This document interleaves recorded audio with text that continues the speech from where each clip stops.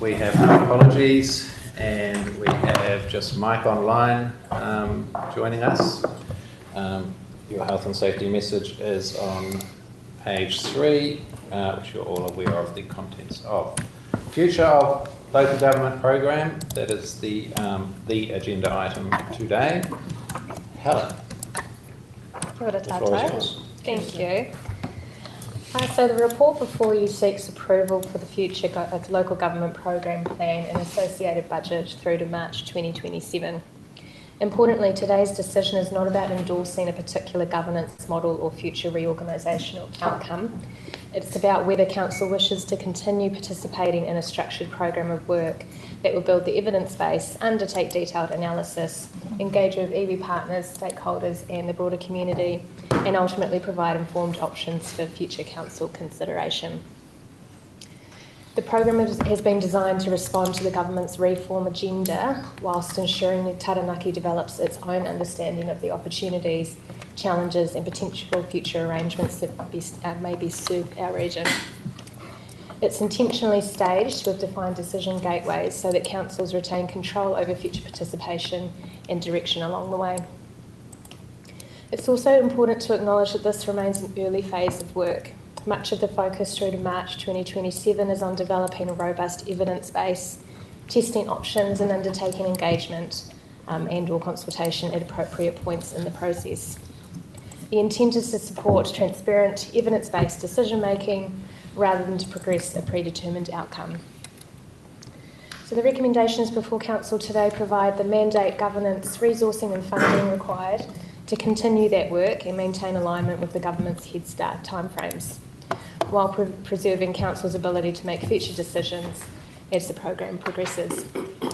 With that, I'll take the report and the attached program plan as read. I'm very happy to take any questions.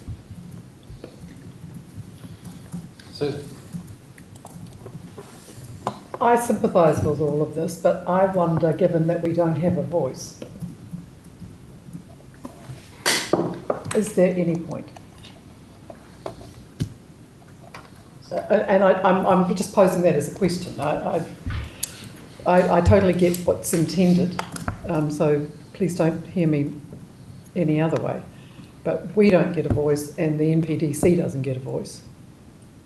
And we don't have any ears listening to us.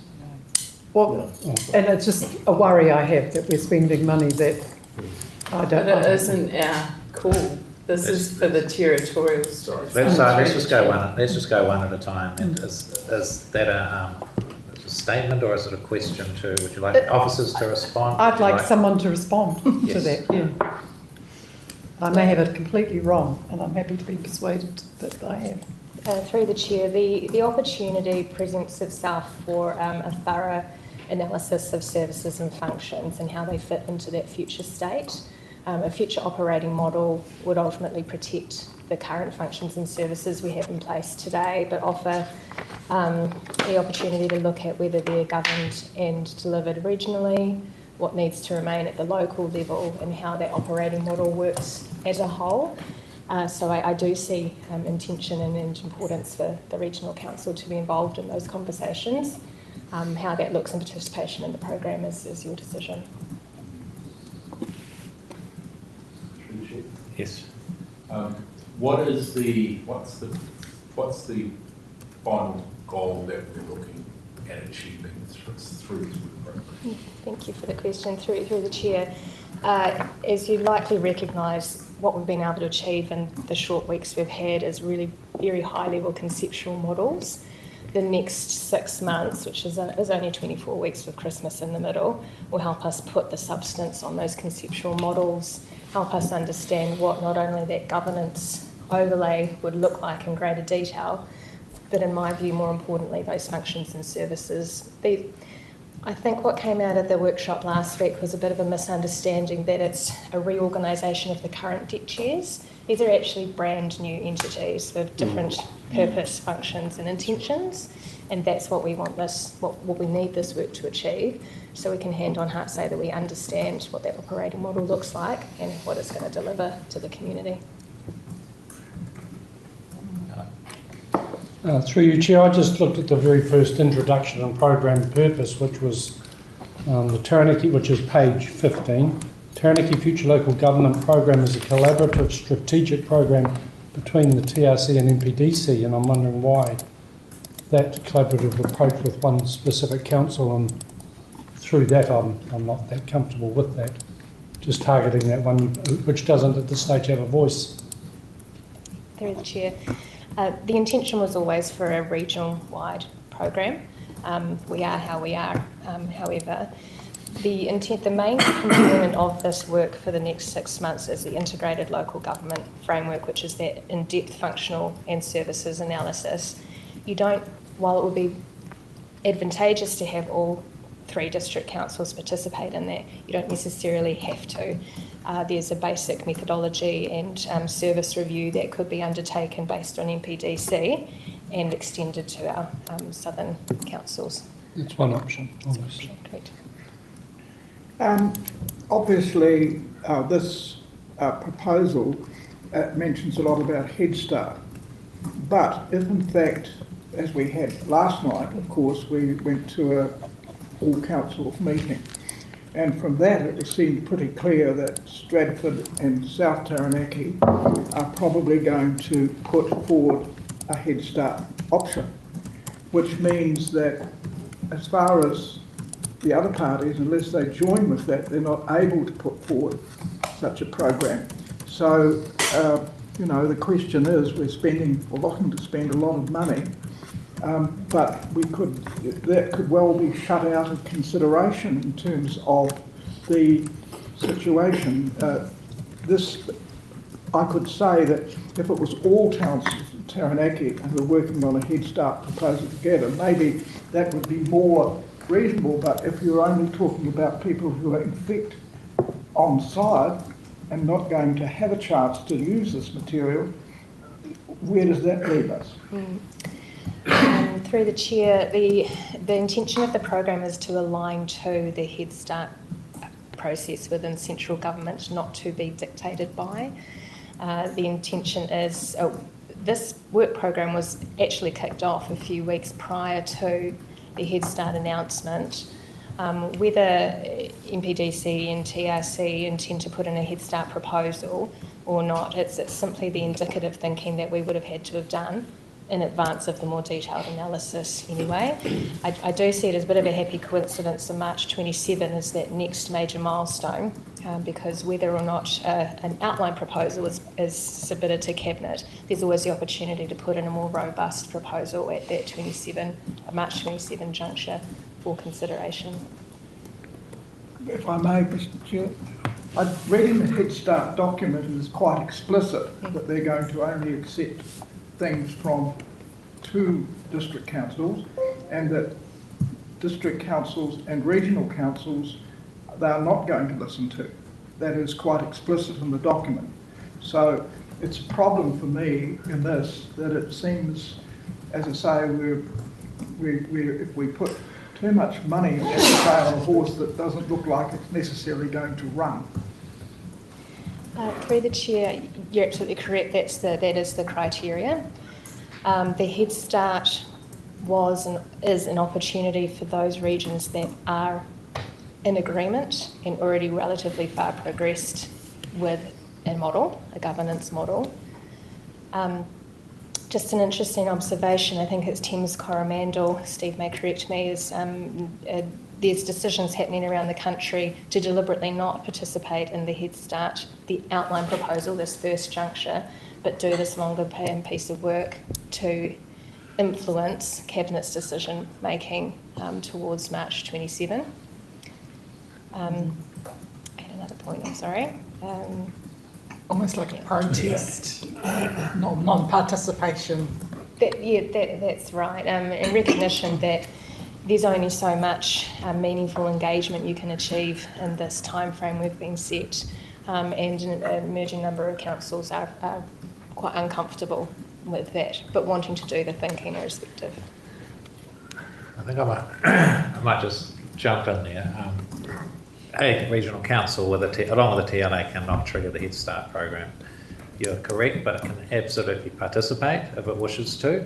in a Head Start program, and it can participate outside of a Head Start program as well. And I think the question really is, and it has been since this all started, how can we were never going to be able to trigger it, but how can we influence this? And I think last night highlighted for me why we need to influence this, because of the lack of understanding or empathy from some of the TLAs as to what the breadth and the work and what they would be taking on when they take on regional council functions and operations. I mean, it is huge to see some of those models with 2 unitaries and then all the shared services stuff, including everything the regional council does, chucked into the middle, somehow managed by both unitaries. That's how the thing flashes out. I really do think that they had, and they're just starting to realise how much of that shared stuff can go into that middle bit, should go into that middle bit, including all the regional councils' forms and functions, but there's a whole lot of other stuff too. And in the end, that almost becomes bigger than the individual unitaries. So my point is that if we were to sit on the sidelines and pull out and let them do it, then we would be doing a disservice to the regional council, to the legacy of the regional council, to the staff here, and to the work that we do. That is how I see it. But I think this, we talked a lot about a new playing field last night, and I don't agree that the other TLAs are ignorant. I think that's quite a rough statement.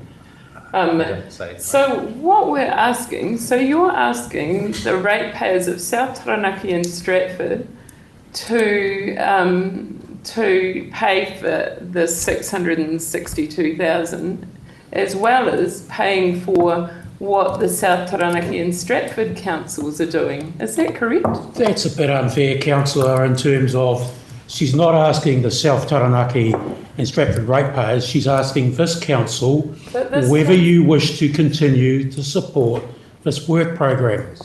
That is a choice you have, and you should engage in a debate on that rather than asking, in my view, inappropriate questions of staff. You've got some questions about those sorts of things, ask them of me. All right, I'm asking you then. And I'd say, no, we're not. We're asking you as a council that has the ability to fund activities across the region as a whole, and rightly or wrongly, you agreed to start this program a few months ago. You had a debate on it and not all of you agreed.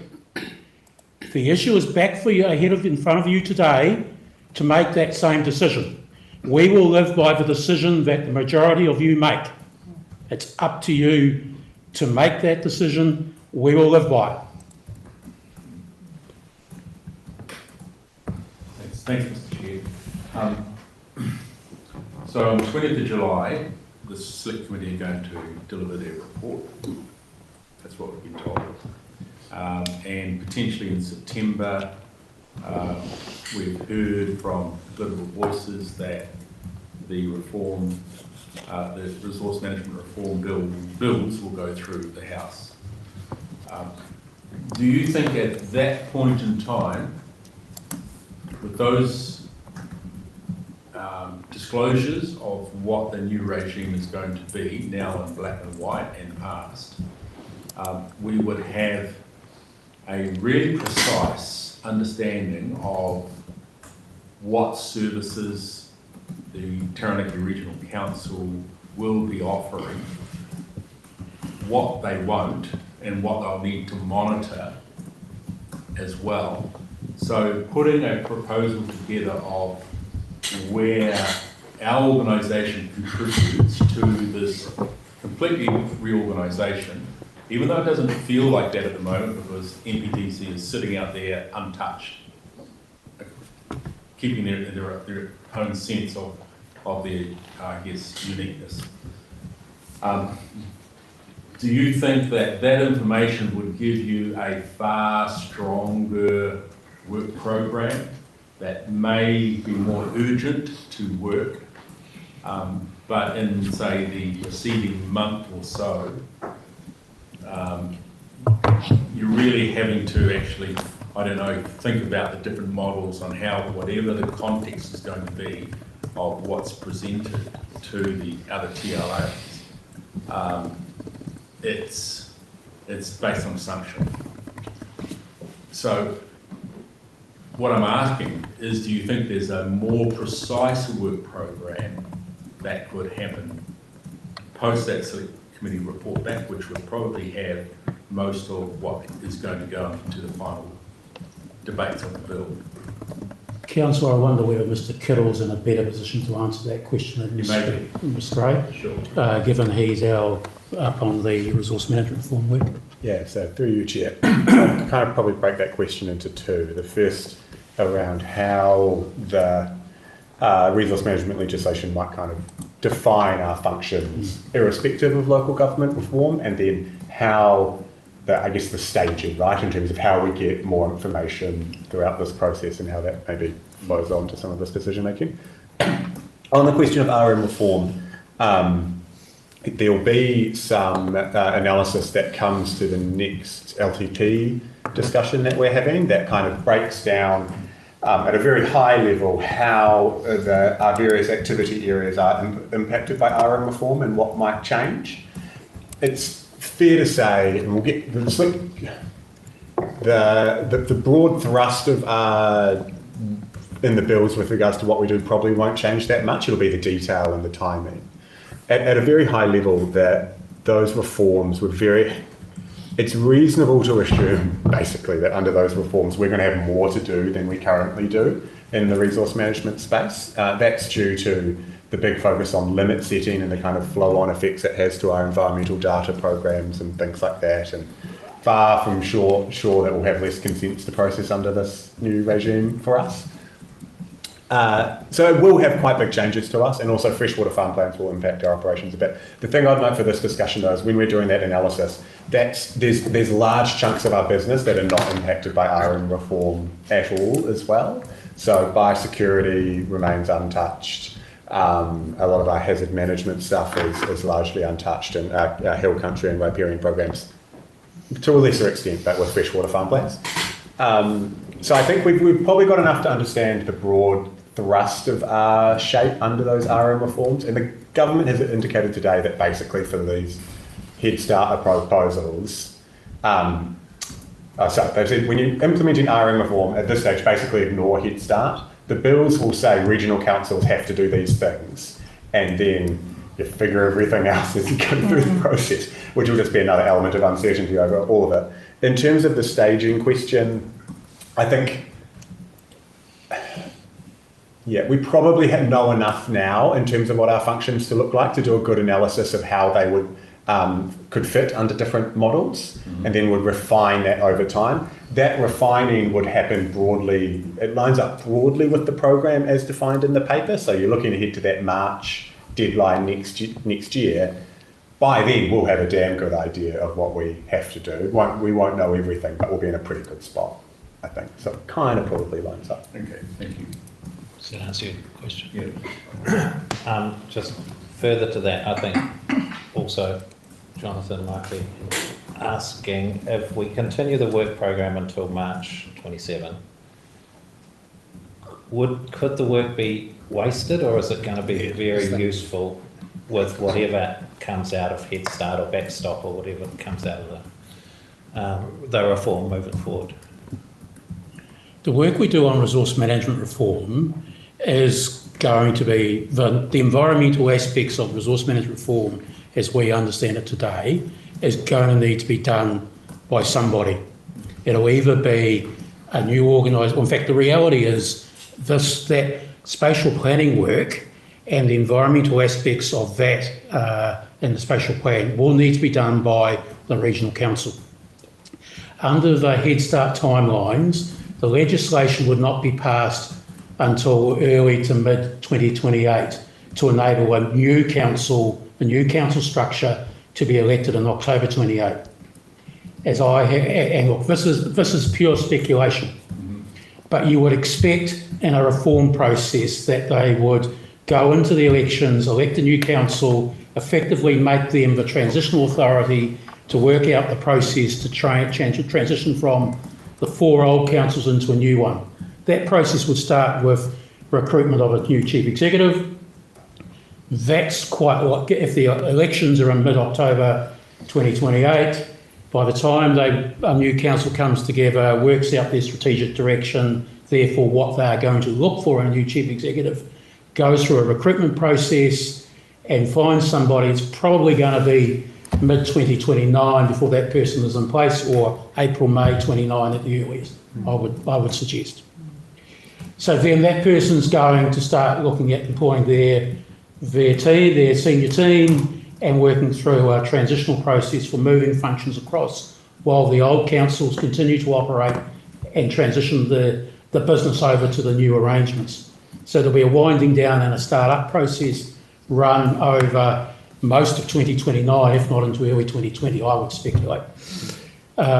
So the regional council functions, the natural environment plan under the new planning regime, which does fall to the regional council, will need to be picked up in the new structure. That'll probably happen under the current timings from late 29, early 2020. We need to be donkey deep in that. Through you, Chair. So yeah, we'll be under the current timelines. The spatial plan will be done and dusted before any of this enters the pointy end of rearranging stuff, and we will be at varying ways through the natural environment plan. We could have it even notified before you had operational level changes to the regional council structure. And sorry, I realise I didn't answer your question very well. The thing to watch the most in the bills will be the timelines in terms of how those will shift. So then we can look at how that lines up with the implementation of any reorganisation. And again, really important to recognise that even if you go into backstop, there's no guarantee that Head Start will be approved, of course. Then the council is disappearing October 28, but the organisation remains and will just be governed by a different governance body.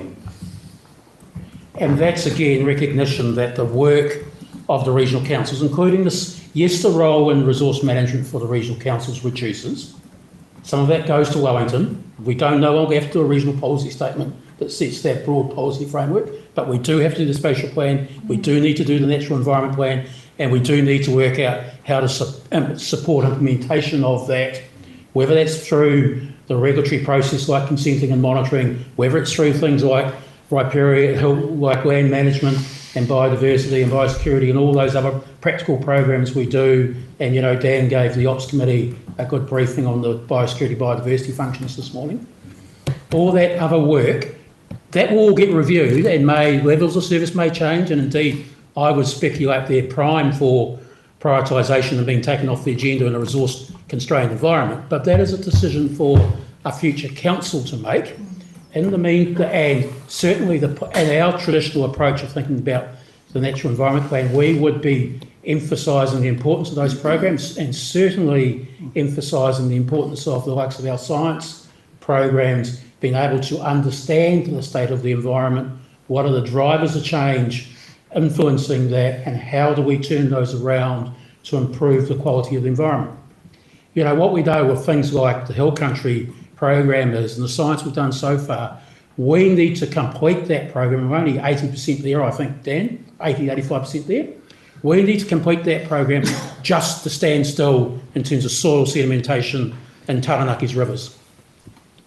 If we maintain the current status quo, the environment will go backwards. Sedimentation will get worse.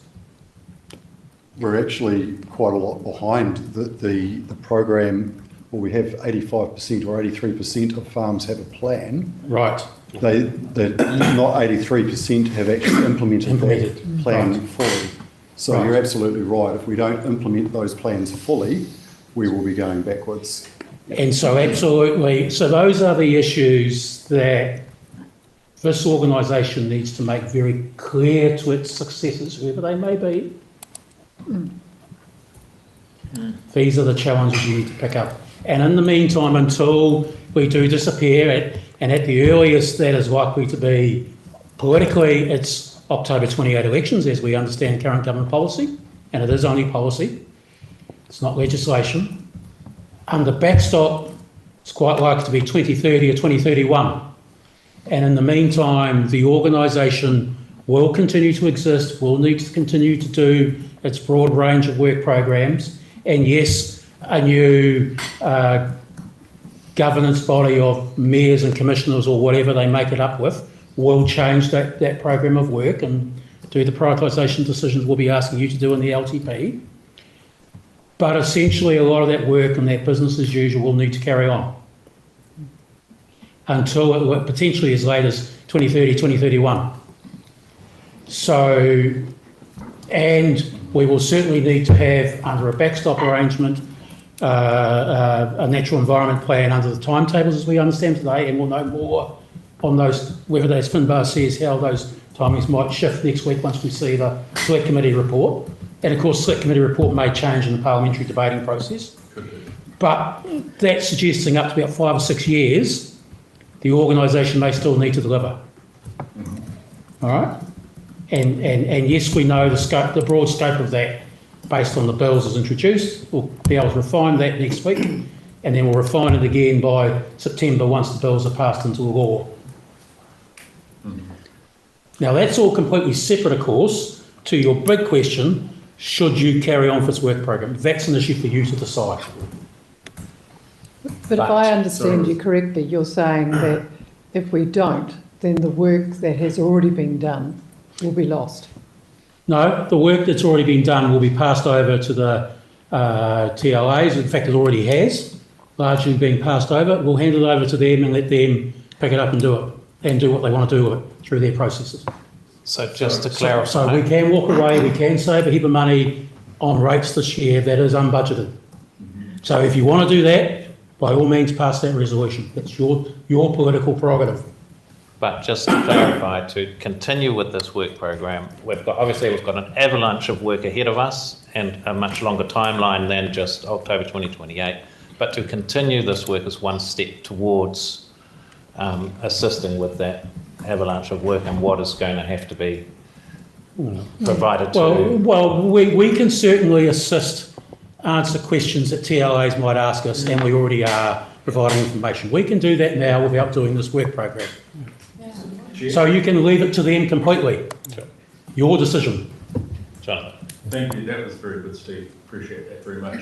Helen, under your heading background on your paper that you've presented, that last paragraph, by working collectively, TRC and NCC can support the region to be ready to progress under the Head Start pathway with clear evidence-based view of how national direction can be applied in a way that works for Taranaki communities.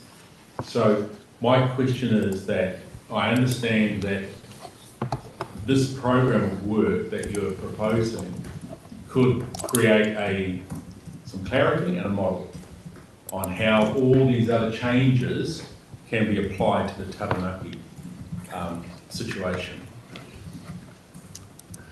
I guess I'm wondering about those southern councils who have decided not to be part of building what this is. Through the work program that you're proposing, will you then essentially morph that this, one of the models could be two TLAs, or unitaries, with TRC supporting its services, its scientific services and practical services within that difficult political environment, and looking at the different options? Through the chair, I'll attempt to answer that in two chunks, if I may. The intention of the work program is actually to almost reverse back before the Head Start was announced and look at function before form. It will help us reset, and I hear what you're saying, we're now starting to talk about these conceptual governance models that it's going to be really tempting to click these in too, but actually the intention will be to almost ignore those for a short period of time while we really think hard about where these functions and services are best delivered, what our cost efficiencies we can drive, etc., levels of service and things like that. Once we get a good view of that operating model, we would be in a better position to say, well, this governance model best delivers or supports that, for example. So they need to play in parallel, but it's almost taking the strength out of this governance debate and allowing us to do that function. Which is to what I inform, think should be done. which, yeah, ideally. I support that. There was a second part to your question I've forgotten, sorry. Just looking at that statement in terms of a potential model of operations, all right, combining the political with the functional. Will this work program also work with what's currently being proposed to say how this now could work, not just with NPDC, but with a Northern Council and a Southern Council? Yes, thank you.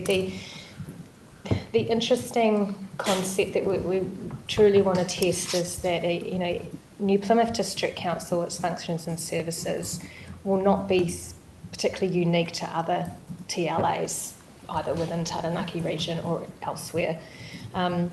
You might have caught in there's a request for proposal out in the market, which we are working with Southland, Bay of Plenty and Waikato councils, who are similarly partnering with their regional council in one TLA on that same assumption. If you do the work within a regional council and a TLA, you can extrapolate those findings to as many councils. There'll be unique elements to which, but you can use that as a basis to extend. Okay. Yeah. Thank you. It's really good context, thank you. I'll go to Benita. Kia ora, Helen. Part of me had wanted to throw my hands up and say, we've got no mana in the process, we've got no voice in the process, why are we putting more money into the process? But I'm really gratified and feel more confident in staying involved with the emphasis on function before form. I think that's going to be critical to whatever comes next, whatever that looks like. I'm not particularly interested in now, not particularly interested in getting to debate about what that looks like. I'm more interested, and I did mention this last night, about making sure that the whole region knows what they're up for in terms of carrying on the work that this council does. Appreciating that, like you said, Craig, the depth and the breadth of mahi that all of our kaimahi do for our rohe. So to me, that's priority. I agree with you, Jonathan. I think that should be the priority of this work, is to pull all of that information out so it's there for whoever has the power to decide to come next. So they fully understand, because I don't think the TLAs have, a lot of them have, and a lot of the councillors in the TLAs, having been a councillor, have any idea what regional council does. So it's really, I feel our duty is to make sure we have as much information for them on the table as possible to understand the full implications of what they will need to carry, or whoever needs to carry going forward. So up until that point, I was like, oh, we're throwing good money after no chance, but function before form, I think, will be, it's our duty to put that information forward for our rohe to allow people to make the best decisions. There's a couple more questions, just before we go to them. There's some clarity, Helen and team. I know that at a mayoral, for a mayoral level, we're having lots of conversations, but my understanding is that at an officer level as well, that you guys you're sharing a lot of information. You are working collaboratively. You are, with the work that you've done to date and the work that you continue to do, hopefully, you are actually informing them as they go and as they We develop. have proactively driven some of our work to fill what we see as information needs that our southern colleagues would want to know about, given they're not working closely with us. We have changed the priorities of our work programs to help them have a better chance of understanding our functions. Which is, yeah. Got it. So if the four TLAs, three TLAs and TRC are working together so well at a staff level, why can we not just provide resources as needed to everybody? Why do we have to fund our program with NPDC. Why can't we do it alone and give the resources as needed? We don't have to.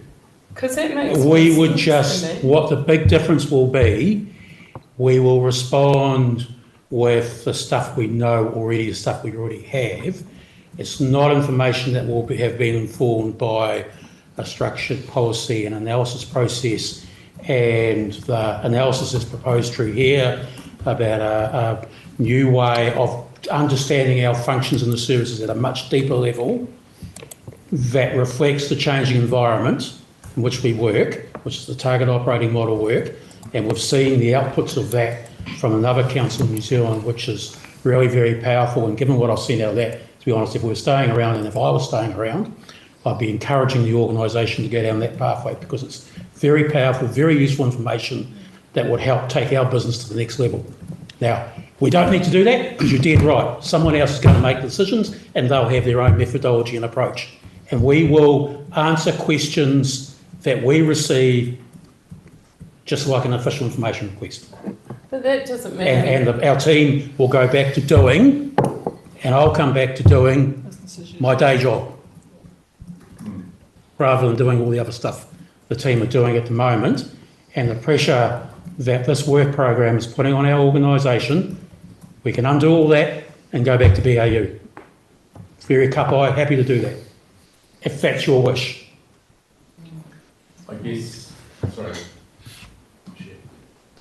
Supplementary to this? Just a reflection what our CEO said.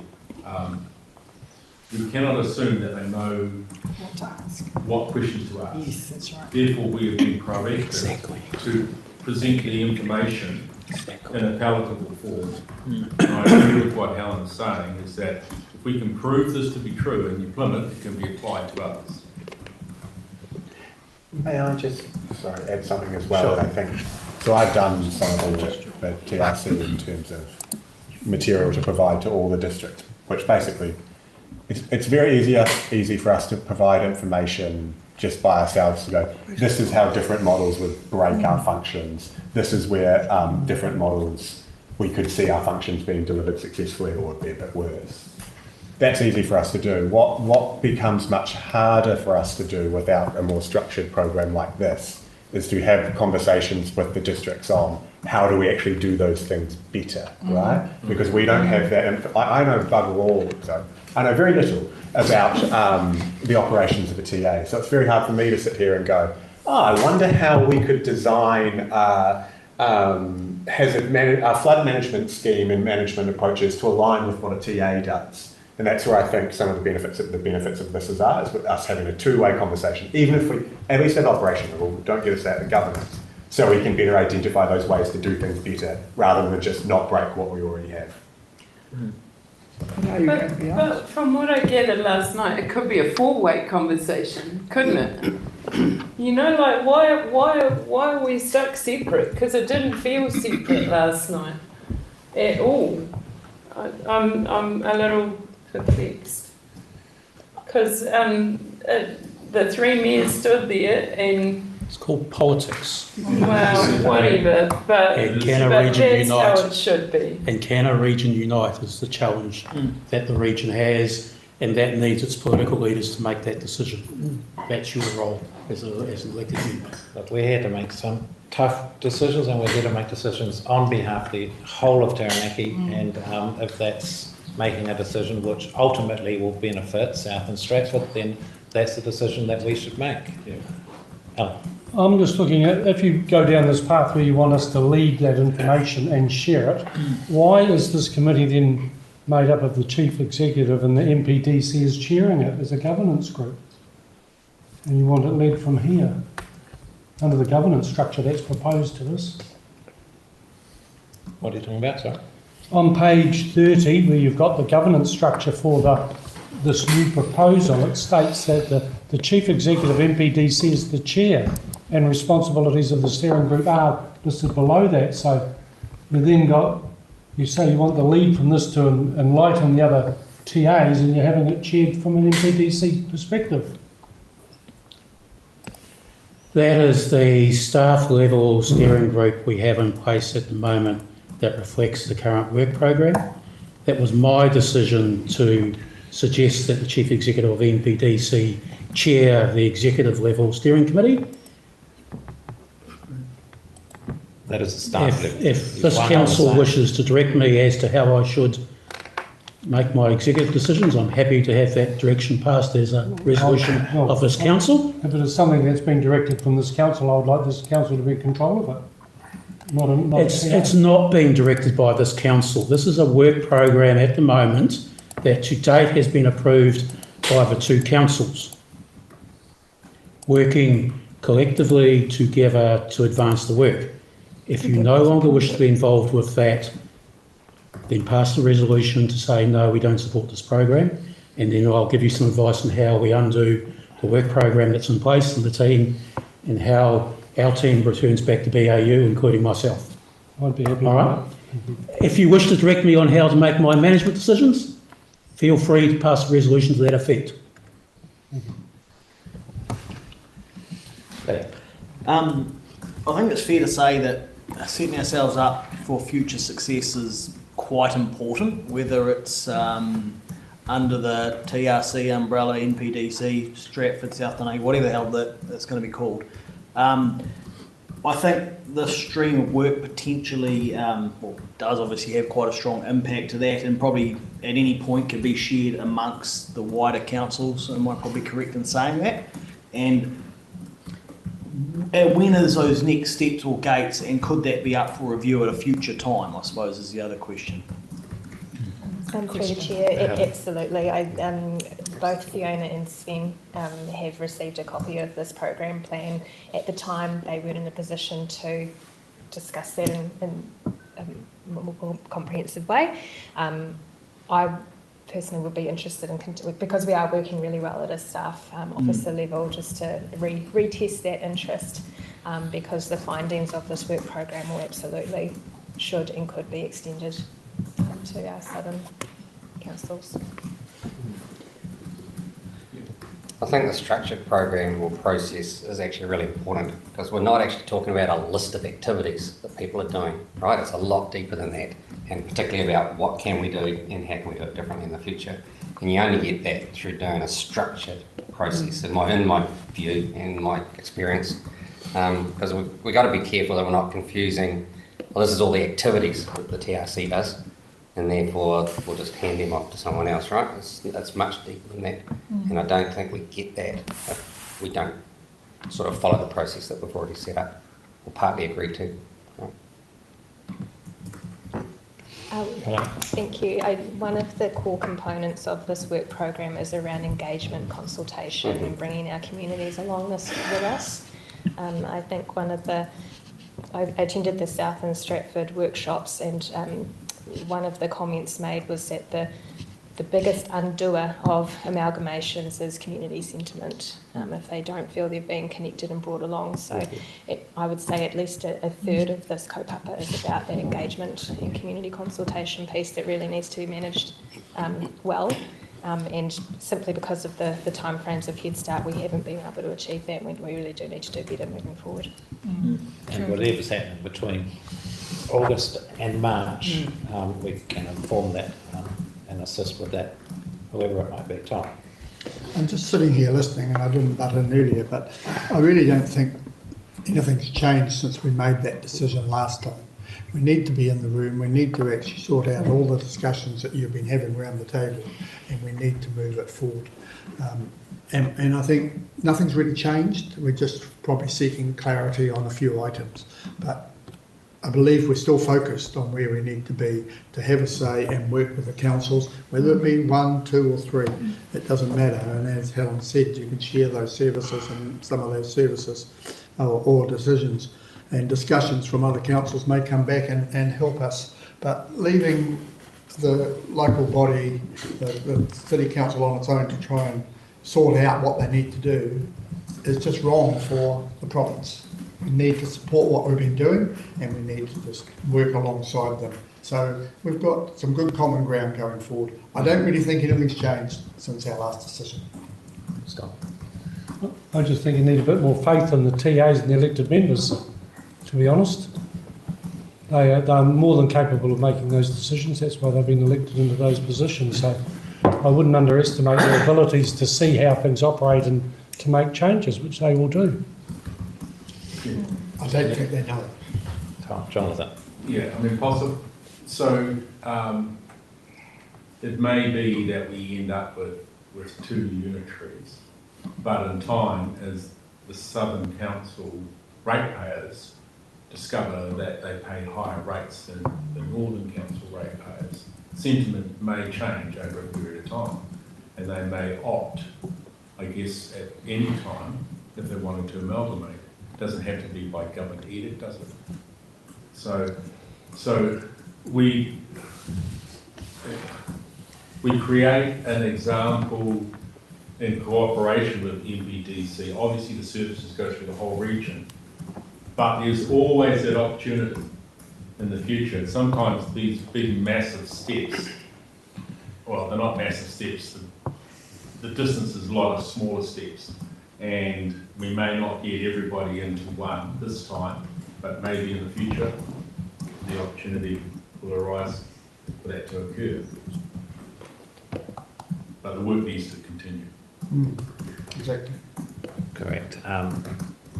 Yeah, I mean, things could change between now and August. Things could change between now and March. We do have an election coming up as well. I do think that the work needs to continue, and I think that when South and Stratford ratepayers realise that the information that their staff are receiving indicates that the average ratepayer will be paying an extra $500 per year to choose 2 unitaries instead of 1, it could well change the conversation down there. That's just an example of the work hasn't been completed yet, and the work needs to continue for the TLAs, and the same needs to happen here for us. Neil. I think that what's being forgotten is that actually we're here where we are now, rather than where we might be in the future. Politics is driven by what people feel at the time. So you're running a real risk at the moment. I mean, the fact is that this process was started off as being seen as a North Taranaki and Regional Council effort, resulted in agitation. I raised this at the start. I was told it was not a factor, but in fact it was. And it raised this. If we go ahead now, this is really confirming to those southern people that this is a North Taranaki. It's a perception. I understand that people want to do a good job to get all this information and so forth, but it is in fact in an element, as you saw last night, an element of division. If we are seen to be backing in one particular direction, or that's how it be perceived, whether it is or not. So I think personally, have they been invited to actually make a contribution to this? But instead of that, we're going to make a decision which they're completely unaware of, I suppose, and then we're just realigning the perception they've had in the first place.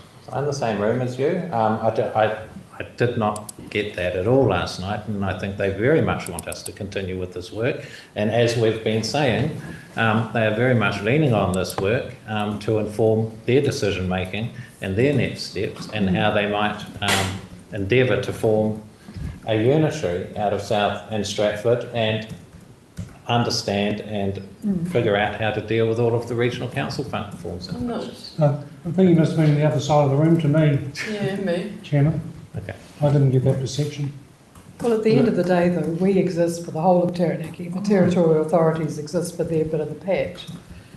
So perhaps we are best placed to undertake this work because we do represent the whole province.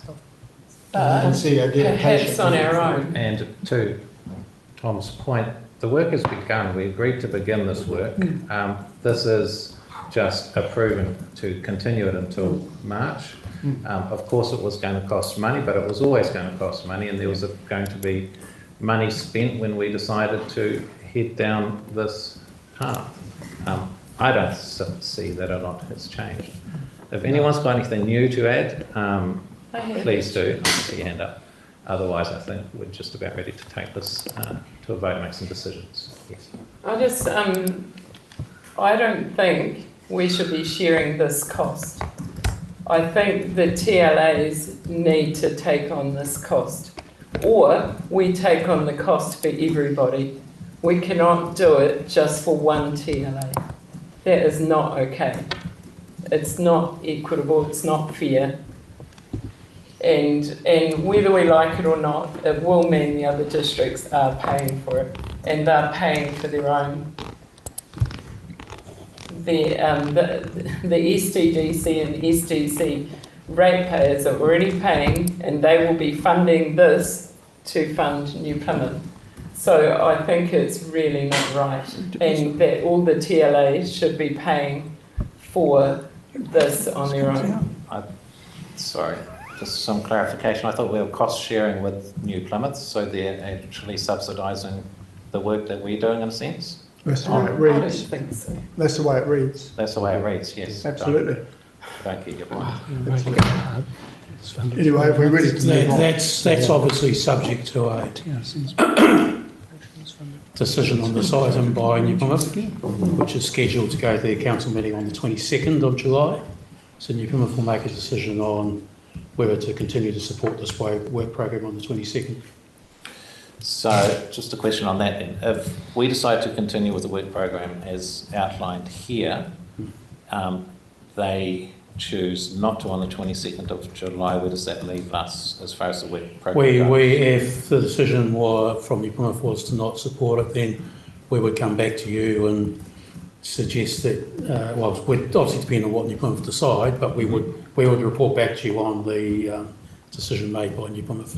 And the options we might have going forward. And options for where you might go, given that decision would be what we would do. So potentially scaling it back, doing it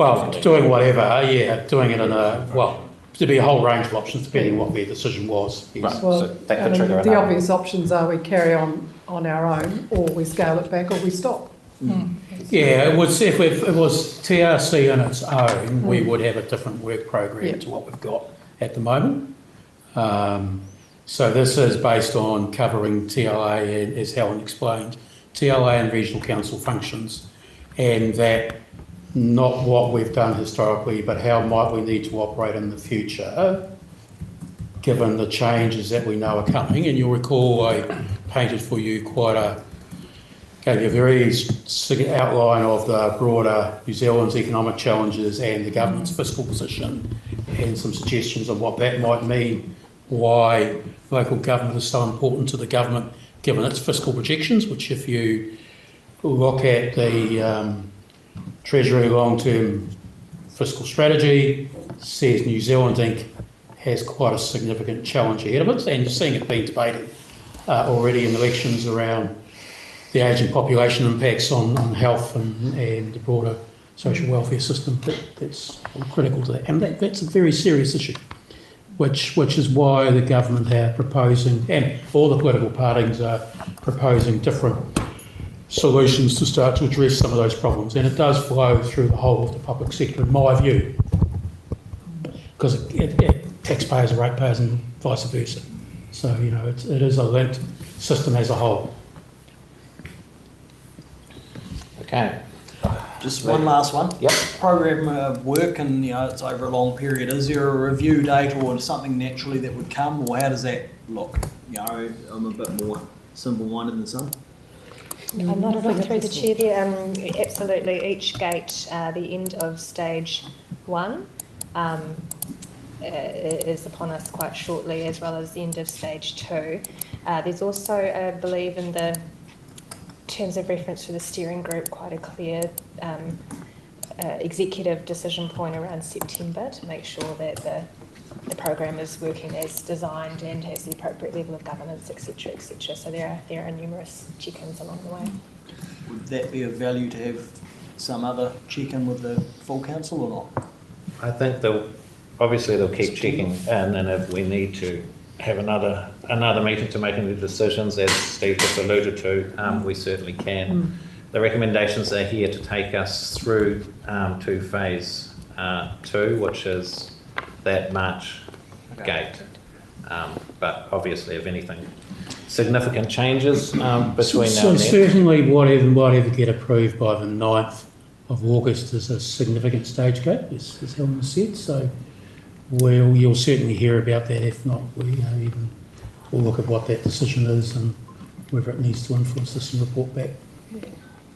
I would also see a natural check-in point if we were to do a formal consultation document at some point, making sure that this council is comfortable with that content before it's released publicly. Chair, if the discussions have covered enough, I'd like to move the recommendations, especially highlighting A and B on page 5. Chair, can I please call for a division? Sure. Could I have a seconder for the motion? I'll second it. Thank you, Susan. So we have a motion on Excuse me, what is the division then? just so that votes can be. I'll ask each council individually how they vote and it'll be recorded. So the recommendations there, we have a mover and a seconder. Recommendations A through to G on page 5 of your agenda. I guess raise of hands, all those in favour? I've asked for a division. He's asked for a division. Roll call. Oh, what do we have to say? Understanding orders, How do we run it? we'll need to go around and ask each councillor how they wish to vote. Got it. So if you just give us 5 minutes to... Chief Executive will do it and record it. Liesl wants to record each councillor's vote, please. Thank you. So if you call the names out and just ask them yes or no. Jonathan? For. Mike? Against. John? For. Alan? Against? Neil? Against. Tom? For. Lee? For. Donna? Against. Susan? 4. Juanita? 4. 4. So the motion's passed, Chair. Right.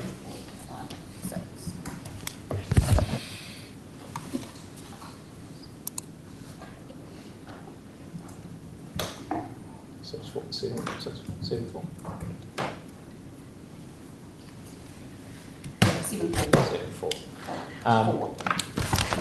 Thank you. That was a really good, robust discussion and debate. Hoping that now that we have made a majority decision, we can move forward and work towards implementing it together. That took us a good hour. So thank you so much for staff. Thank you, Helen, especially for all the work you and your team are doing. Steve, as per always. Meeting is closed and let's finish now with the closing karakia. Kia ora mai, kia ora, kia aro, kia roto, kia waro, rere hai, pai. Bye, Marty.